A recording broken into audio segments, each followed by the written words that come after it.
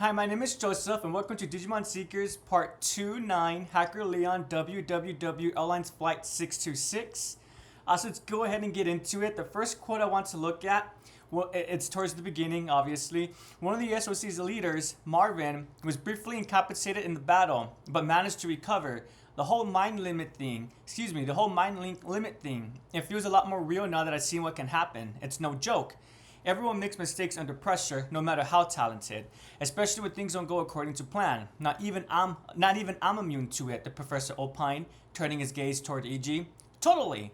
You panic, or see something you can hardly believe and you make a poor judgment call, or even the greatest shogi players will make poor decisions when they've only got 1 minute left on the clock. But in the heat of battle, the time spent mind linking is more important than whether or not you're fighting a Digimon with similar specs. You survived that fight with the hacker's Digimon because you kept time on your side. I guess that's your way of saying we would have lost if we would have tried to fight them head on, Logomon growled, looking dejected. As ever, Logomon hated losing. Logomon didn't like that explanation, I see, the professor said, gesturing in the Digimon's direction. Next time we're gonna chance that little static shock. In order to do that, you need to digivolve to at least ultimate level for starters. Ultimate form, Logomon said, eyes wide with excitement. So what I really enjoy about this is, and this is going to seem a little bit kind of like one is looking too much into this, but what I like so much about this quote and how it's coming at the start is how the professor is essentially saying here, it's okay to make mistakes, and that even the best, they also make mistakes from time to time. And one line that I really appreciate, let me specifically find it.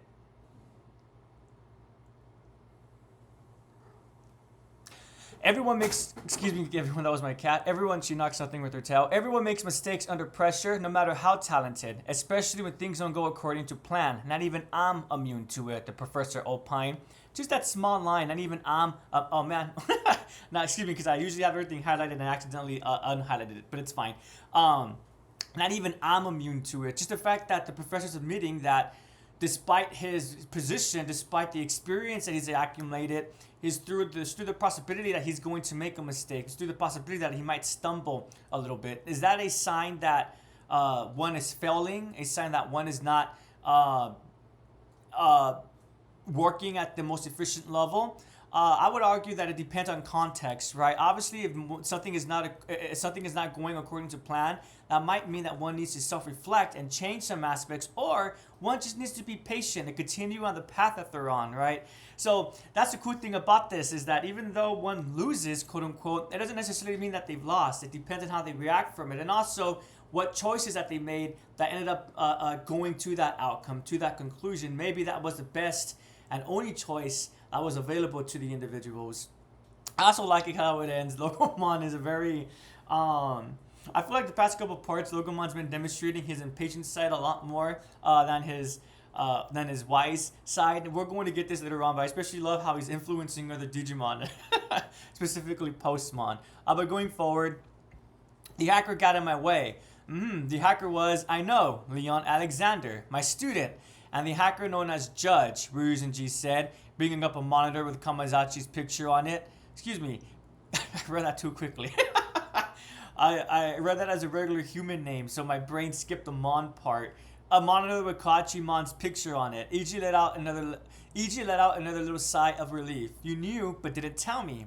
Here I was thinking I'll have to break the news to you, but I kept overthinking it and twisting myself in knots. I was just talking with Leon in the cafe. So you were. Look, I'm not gonna get fired or anything, am I? Why would I fire you? Well, Leon doesn't seem to think very highly of me being a code cracker. What Leon does or doesn't think about this or that has no bearing on my judgment of you, and never will, Professor Richardson said sternly. His was the final word, he said in so many words. I appreciate how EG was able to admit that he was nervous about keeping the secret, that he was a little bit apprehensive about admitting to the professor that he met someone that he recognized. Not only met someone that he recognized, but had a whole conversation with them. But despite that, he made sure to still keep that secret. I love how the professor, he just takes it smoothly and says, yes, I know who you're talking about. I know who this hacker is, Judge. It's Leon. I've been working with him. And I also like how the professor reasserts that he looks at individuals as individuals. Yes, it's true that EG might be a code cracker, but I think as it's already established, not all code crackers are equal. Some code crackers are just code crackers because they enjoy hurting others. Essentially, maybe they're just enjoying quote unquote chaos, to keep it simple, right? A bunch of wannabe jokers, essentially. But then you have other individuals who are code crackers because maybe they're like EG, where that was the only route that they had available to them, but they're not using code cracking as a way to it is illicit activities, but rather than using those illicit activities to hurt other people, they're using the illicit activities to quote unquote assist others, right? Because at the beginning of the story, EG was thinking about capturing a black Agumon. Why? Well, because someone else was asking for a black Agumon. So that's why I say assist in quotation marks, because we don't know what they being the group, what they were going to do with black Agumon. And obviously EG wanted to do it not from the goodness of his heart, but because I think it was like 1 million Digicoin or something like that. And he was shocked at the amount. But again, EG essentially, he's just doing requests or bounties. And then I would argue that there's probably some code crackers who are going to be under the Robin Hood isk type of individual, as in they utilize those illicit activities to help other people. And yeah, so just because one is a code cracker, and it is true that all code crackers are doing illegal activities, it doesn't mean that they're all equal. Some code crackers, they do those illegal activities for selfish personal gain while not keeping in mind the community, while other code crackers, they might still be a little bit selfish, but they're doing so in order to make a living for themselves, but also, instead of hurting the community, maybe trying to enhance the community a little bit. So essentially what I love about this so much is how it ends. The professor reminding the EG that I view you as an individual. While it's true you are a code cracker, what Leon thinks about code crackers and what he thinks about you has no bearing on my opinion of you, EG, because I'm valuing you, I'm judging you as your actions, your own actions, what you do as a code cracker. We being the audience must, excuse me, also I was saying I as in from the professor's perspective, but going back to we the audience, we mustn't forget that EG and the professor have really similar mindsets, I would argue, about Digimon, that they're not just tools, but they're sentient beings. Digimon are alive, and thus we need to work with them cooperatively rather than just cooperatively rather than bluntly as a tool, right? So yeah, the professor wouldn't be working with EG, I don't think, if EG was a typical code cracker. So that's why I really appreciate this quote. Let me make sure that was everything I wanted to discuss. I suppose I also enjoy EG's forthcomingness as well. I need to look up that word. Let me look it up. Oops, I knocked my cat over by accident. Because I remember in the last forthcoming, I don't know why I was getting that word confused with another. Oh no, with another word. Excuse me. So I liked how EG was forthcoming as well. He openly admits that he was anxious, he was nervous. I think it takes a lot of confidence. A little bit of a paradox, right? I think it takes a lot of confidence to admit that one is nervous, that one was apprehensive. Where that confidence is lost is when one admits that they're anxious, but they're not willing to do anything about it. They're just kind of acknowledging it, right? And I don't think that would be a confident action. But in this case, EG was planning on doing something about this knowledge that he had, hence the anxiety. So moving on, the hacker got in my way. Oh, excuse me. I went to a different tab by accident. Okay, now moving on to the correct quote. Now, putting all that aside, I've heard that you were the only one to whom he showed, he being Leon, the Digimon and Digimon Doc that I gave him all those years ago. So all of this feels very faded in a way. That's right, I was pretty happy about that. EG, as it happened, had always been connected to the professor through Leon. He just wasn't aware of it. He wasn't aware of it at the time, as you would be. So I hate to sound like I'm reporting someone to the teacher, but he also said he didn't like the thought of me coming in and out of your office. He thought it might tarnish your reputation to be seen working with the code cracker. He's, how should I put this? Professor Regency hesitated, his fingers working through the air as if grasping for the right words. He's unique but uncomplicated. I find that an admirable quality, and he's always been that way. Okay, so he's got his own way of looking at things, and once he's made up his mind, that's it. That's just the just answer, EG said, which ordinarily would get a child knocked down a peg, told not to pretend to be nice, that sort of thing. But he was undeterred. And now, as an adult, he has the power to smash through all that, in the real world and on the network. Leon was a student at elite school, a hacker working directly for Abaddon Electronics, and powerful enough to control a mega-level Digimon. He was flawless compared to his peers. I like this quote so much just because, just like in real life, when one is working in a community or one is working with a team, they're not a team quite yet, but obviously the professor in the background, he's working with multiple people. And in fact, this line right here,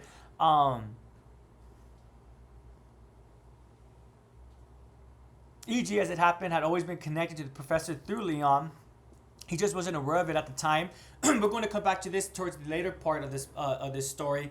But I think it's really intriguing how I have her name on the side, Yuling Shu, the captain, I believe, of the Digipolice.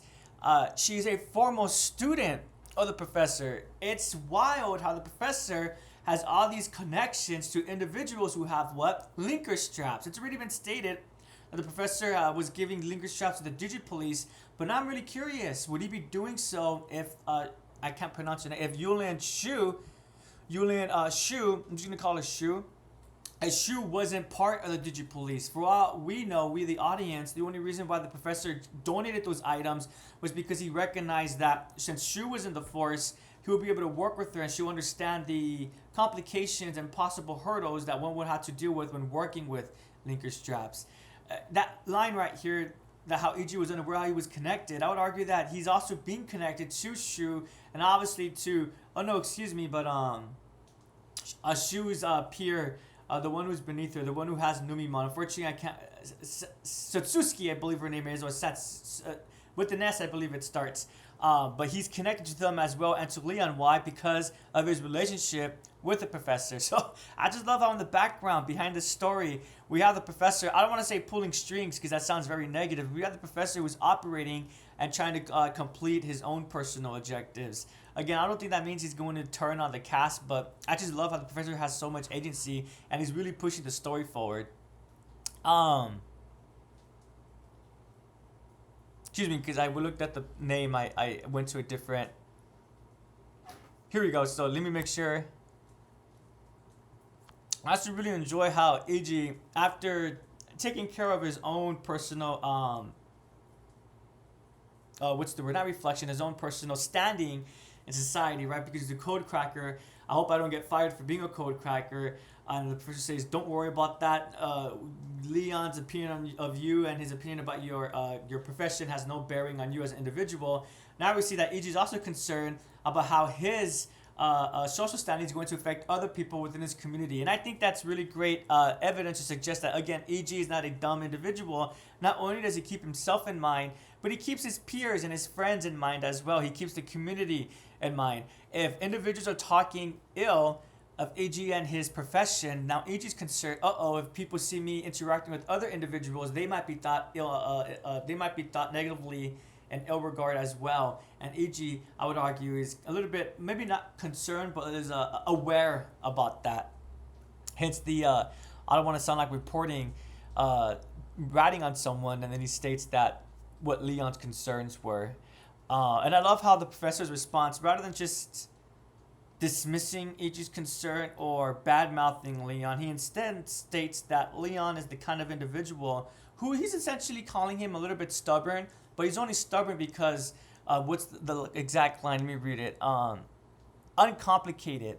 Unique but uncomplicated. Why? Well, because he has such black and white definitions of his own ideas, of his own ideologies, and he doesn't step away from that mindset. He continues staying on it. So in other words, despite being a stubborn individual, this stubbornness is what gives Leon his agency. This stubbornness is what gives Leon the capacity to conduct what he's doing. I really do like that because, again, it sounds a little bit negative. This person is stubborn, but it's because of that stubbornness that I find so admirable. That stubbornness is what allowed them to continue being forward. And what evidence do we have for this? Well, Leon was a student at an elite school, a hacker working directly for Abaddon Electronics, and powerful enough to control a mega level Digimon. He was flawless compared to his peers. Obviously, flawless is too much of an exaggeration, but flawless as in he's a little bit more in control. Why is he in control? Well, because of his stubbornness. But yeah, moving on to the next quote. I didn't mention anything about you hiring me or looking into the SOC, of course, but I think he suspects something, E.G. continued, reassuring Professor Ruzenji. So, I get it now. You're worried Leon thinks you got in the way of his work, but being my student, you can't very well engage him and take him out. So you're wondering how to handle him. Yes, of course. Professor Ruzenji flitted from one point to point, furiously connecting dots. Well, no, it's not about fighting him. Just given the situation, he could leak that I'm spying on the SOC. From a hacker's perspective, Ichi thought, and an interesting quarrel in the SOC would be welcome. I'll think about how to handle the hacker judge. You just continue to. Professor Reggie was cut off by the phone in his office ringing. What I find very telling about this quote is that I don't think the professor is really viewing the whole Leon interaction with EG as a issue or as a concern. What I like about this quote as well is that this is actually something I did not take into consideration. I think I was too excited about the interaction between Leon and EG that I forgot that it's true what EG just thought to himself, that if Leon wanted to, he could easily expose EG to the group. And having a little, not a civil war, that's too dramatic, but having a little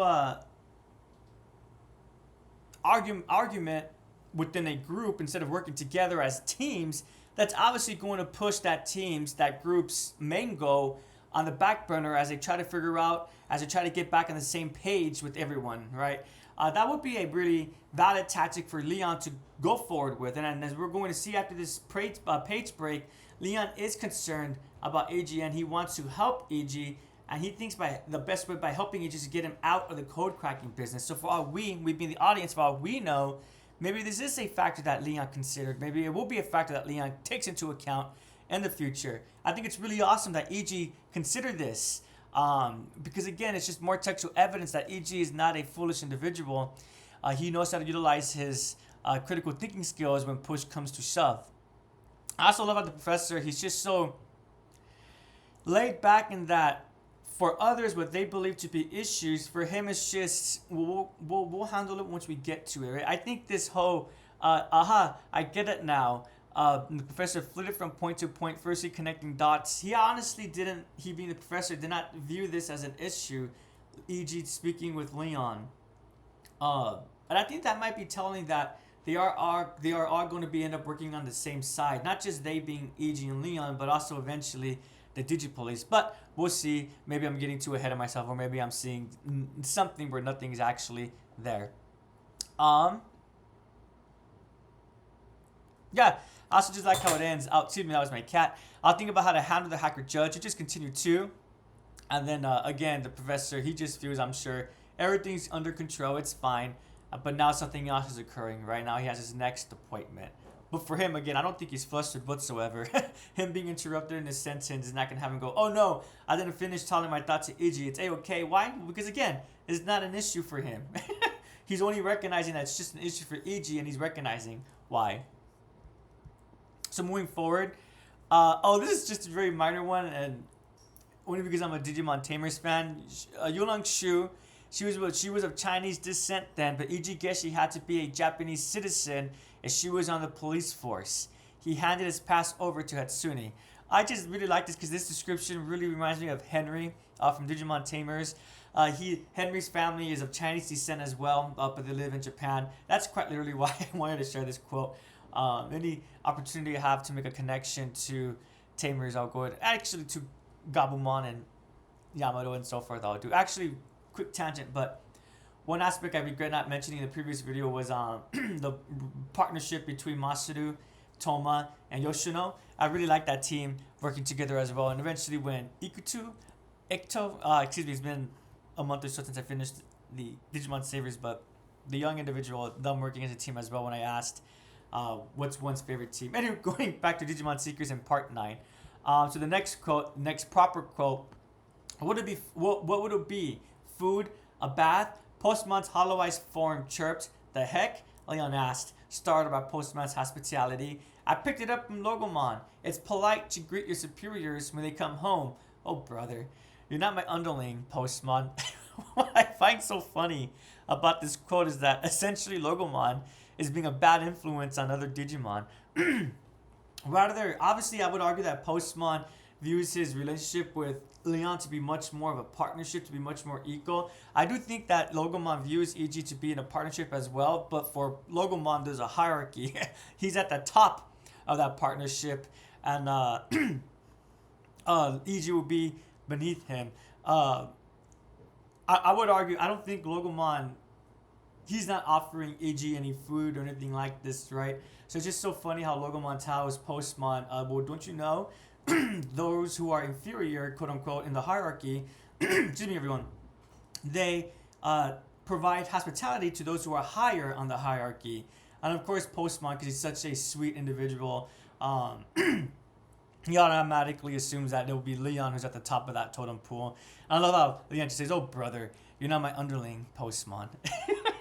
So even though Postmon really does remind me of Terriermon, I can't imagine Terriermon being this hospitable. I imagine him to be a little bit more like Logomon and thinking that there's a hierarchy to the partnership or to the friendship. Excuse me, everyone. Let me drink some water really quickly.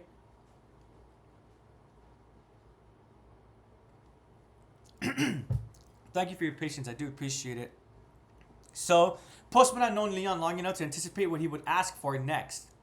Most Digimon who share a long history with their partner humans could anticipate their needs, whether it constituted an advanced AI learning a user's patterns, or was simply a Digimon being thoughtful, was a source of furious debate. Excuse me. So again, what I like about this course is going back to that world building. How at the beginning of the story it was established that the world doesn't really know how to treat Digimon. Are they alive? Are they not alive? As the story likes to remind us, they are indeed alive, but not everyone's aware about that. And now we're seeing that in connection to that, there's also this debate. Well, they're just AI programs, them getting to know their partners. It's just like a memory foam bed, right? Just because a memory foam bed recalls one shape, that doesn't mean that the bed is a friend of the sleeper, right?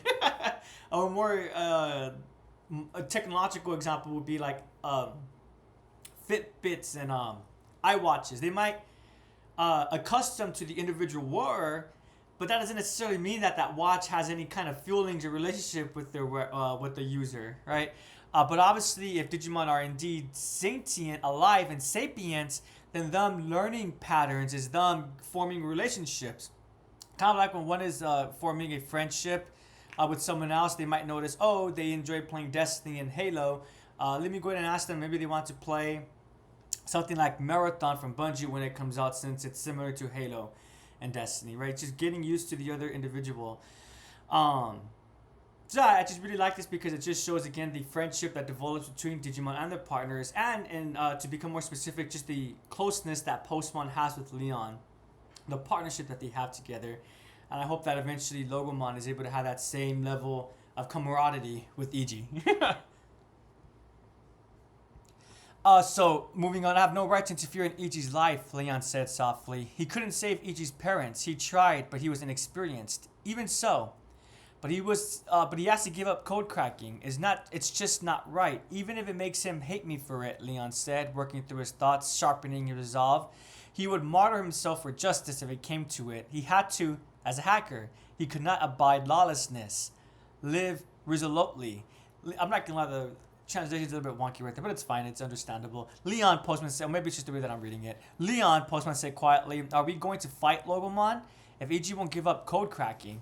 Gotcha. We picked up a fight with the SOC. They certainly won't back down. Hackers and code crackers are going to settle this on the network once and for all. And it's so funny. I love how, again, I hope the writing is done purposefully in this way. I love how Iggy essentially echoes this sentiment. And we'll get to that at the end, how Iggy states that that for someone like Leon, the only place to handle it will be on the network. And we have right here, hackers and code crackers are going to settle this on the network once and for all, right? So Iggy essentially was able to deduce how Leon was feeling, Leon's mindset. He scrolled through the latest, scrolled through the latest topics of conversation on Grimm. It felt like there was more DMs every day. Got a thank you gift from Marvin. What a good guy. I should get him something in return. You got a message from Mocha on your public account. Who's Mocha? The receptionist at DDL, Logomon said flatly. Right, Hatsune Mocha. You could have lived with that. Forward it to me. I think my boyfriend is cheating on me. I was wondering if you could do a bit of quiet code cracking on his account for me, Logomon said, intentionally conjuring the worst possible impression of Hatsune's voice. I regret asking you now, Ichi said, deflated. Of course she had a boyfriend. What a crummy way to start the morning. What did you think code crackers were? Code cracking another person's account was a crime. All downsides and risks, no possible benefits. Sounds like Moko trusts you at least, Logomon offered. That's so? Well, if you do find out he's cheating, they'll break up, right? Then she's single by taking dating advice from a Digimon. EG couldn't believe the death of Logomon's interest in human relationships. So really quickly, I don't want to read it because I don't think it's really prevalent. But before this, EG's having a conversation with Leon and Postmon and Logomon at the cafe, as was mentioned earlier, and that's when Hatsune comes up with her friend. Um, and I just love, excuse me, everyone. Oh yeah, excuse me.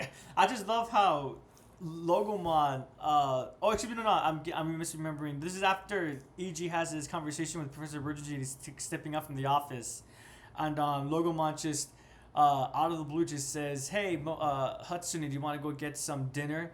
The next day, EG's confused about what's going on. He says, "Oh, well, I'm just saying what my partner's thinking." It's just Logomon is such a little troublemaker. he he is an interesting Digimon. I do appreciate how he's so different from Agumon, Gabumon, Gyomon. All the protagonist Digimon, they've always been very sweet and very caring towards their partners. But then we have Logomon, I would argue, maybe not bully, but he certainly has a lot of fun with EG sometimes. But I do appreciate this friendship that's developing, this relationship between them. I think it's really adorable. And I just enjoy how he has to, like, he doesn't Logomon doesn't read EG's messages. This part begins with let me quickly read it. Any messages for morning, Logomon? Any messages for me? EG asked, looking for Logomon. He wasn't up in the loft, which meant he was not below. You can check them yourself. It's just the fact that Logomon recites or repeats that message in that tone of voice. It's just I do enjoy it. He is being a bit of a jerk, but it's like two buddies ribbing one another, kind of like Geralt and oh, I can't remember Geralt's Jacques Var, the bard. Excuse me, everyone. I can't recall his name at the moment, unfortunately. We're also like Castiel and Dean from Supernatural. But anyways, yeah, I just really like this quote because I just found it to be really adorable, and just the fact that how poor Hatsune she doesn't mind becoming friends with EG, but how she, like, does she want to be friends with EG because she likes him as an individual, not like him romantically, but just likes him as an I want to become friends with this person, or does she want to form a relationship with him just because he's a code cracker? Oh, this person, he might be able to assist me in some ways sometimes. Right? I feel bad for EG because now he has this little small situation at hand. He's gonna have to tell Hatsune either yes, he'll spy on her boyfriend. I don't think he wants to do whatsoever, or more than likely, what he's gonna say is no, and explain why. I just thought this whole little exchange was really awesome. So continuing forward, there we go. Taught us to take notice if I managed to defeat Leon. It was the fastest way to integrate himself with the leader by far, and will fulfill his duty to Professor Ruzenji. So you're gonna fight him? Logomon asked. Yeah, I am. Which means you hate him now? I thought he was your friend. Logomon asked, perplexed. Don't Digimon? Okay, for example, you had help, didn't you? You had friends in the 9th district, right? They were my minions, but they were on your side, right? It was an alliance of convenience and nothing more. It gave us better chances of surviving in the Wasp slum, Logomon said, with a sneaking suspicion that the exact explanation described a type of friendship. Even wild animals found packs, whether with blood relations or not, in the struggle to survive. Who was to say there weren't friends among those packs? Well, what is a friend? There are friends of all different kinds, but someone who's fun to be around is a pretty common response. But I think of a friend as someone you want to do something for, even if it costs you something. Even if it costs you, I don't like the sound of that. Well, sure. I never said that was how you'd see it. EG replied. This friend business sounded too much like playing on hard mode. Logomon thought. No, scratch that. Expert mode. But right now, I don't want to do anything for Leon. EG said, turning over onto his side. So what I really appreciate about this exchange is, again, it really demonstrates EG's emotional maturity. That last line is, but I think of a friend as someone you want to do something for, even if it costs you something. I would argue that this is being foil to Leon. Leon's having the same little personal conflict right now. He doesn't want to get and interfere in EG's life, but at the same side, for Leon being a code cracker, it's just not a positive thing. And because of that, he wants to help EG by stopping him from code cracking. Right now, Leon and EG, they're on the same side of the same. They're on different sides of the same coin, and I just really appreciate that. Really, again, highlighting how these are two individuals, despite having different ideologies, they have similar mindsets, and I'm really hoping this means they're going to be working together sooner rather than later. In addition to this, I like how this basically confirms how Logomon views friendships. But I'm hoping that this also shows that Logomon will grow, and he's going to view EG as a new form of friendship, not one again where it's like a hierarchy. What did he say? They were my minions, but one with actual partnership, where there is equal status between the two individuals, a lot like Leon and Postmon. Yeah, so I also appreciate how EG tries to explain to Logomon the situation that they're in. He could have easily just dismissed Logomon's confusion, his perplexity, but EG wants to make sure that that Logomon is on the same page as him. I think that again that's evidence of how they are developing a friendship. I also do like really quickly. I actually was not going to read it, but the I only have up to the even if it costs you. I don't like the sound of that. I have that part highlighted, but I wanted to read the expert mode part as well, just because again, further insight into Logomon's mindset, his headspace, and how he views relationships. He really did come from a time where it seems like where power was everything. Made really curious how long Logomon was in and the professor's care for how long. I know it's been established that he's been gone for quite some time, but I don't think it's been established exactly for how long, that length of time. So continuing forward, I believe, yes, this is the last quote. Code crackers and hackers always settle the differences on the network. Leon himself wasn't in any real danger. EG was no murderer. All that was on the line was Leon's pride and the hacker's conception of justice. Hang on. Postmark gave you a present or something at the DDO cafe yesterday, right? What was inside? I don't know. I didn't open it. What if it's a bomb? Logomon said, hollowising the unopened box into the room. Yeah, fair enough. I wouldn't open a present from a hacker either, EG said through a wry smile. I love that. Just two buddies just having fun with one another. Anyways, I'm sorry. For all he knew, it was a virus. For all EG knew, he was a virus. So what's our strategy then? We can't beat Leon and Kazukimon in our current state, but I figured we'll digivolve you until we can. I'll never say no to getting stronger. Logomon perked up at the thought. I'm coming after you, Leon. I'm tired of you and your perfect life. Logomon and I are gonna take your snobby hacker self down in the name of the code crackers. EG would earn Professor Ridgen's trust, even if that meant knocking out the professor's top student. That would open doors for him, lead him to success. EG began formulating a plan, dictating it to Logomon as he went. He was ready to take Leon down a peg, just as Tartarus asked. So I love how the story was able to really get the reader invested in this rekindling relationship, friendship between EG and Leon. And now, just as quickly as they are friendly with one another, now they're both quickly going on two antagonistical sides. Yet despite that, I would argue that they're both doing so with positive intent. We have Leon who wants to protect, and I truly do believe he does care for and thus wants to protect, or rather, thus because of that care, he wants to protect EG. And for him, how does he protect EG? By removing him from code cracking. Probably from Leon's perspective, he's thinking to himself, if EG really wants to participate in this digital world and Digimon issues, then he should become a hacker rather than a code cracker. And then on the flip side of that, we have EG, who, despite getting this mission from Tartarus and the SOC, we must be reminded that the only reason why EG is part of this group is because he's on a spy mission. He's infiltrating this mission on behalf of Professor Ruzenji. So this is an action that of course he doesn't want to do. He doesn't want to fight Leon, his friend, but he's doing so because he also has a professional obligation to keep in mind. And despite this professional obligation, I would argue that it sounds like even though they are about to get into a fight, their friendship is still at the forefront as well. EG and Leon are both navigating this realm where they have to fit their friendship in connection to their their professional lives. Leon being the mentor, the mentor of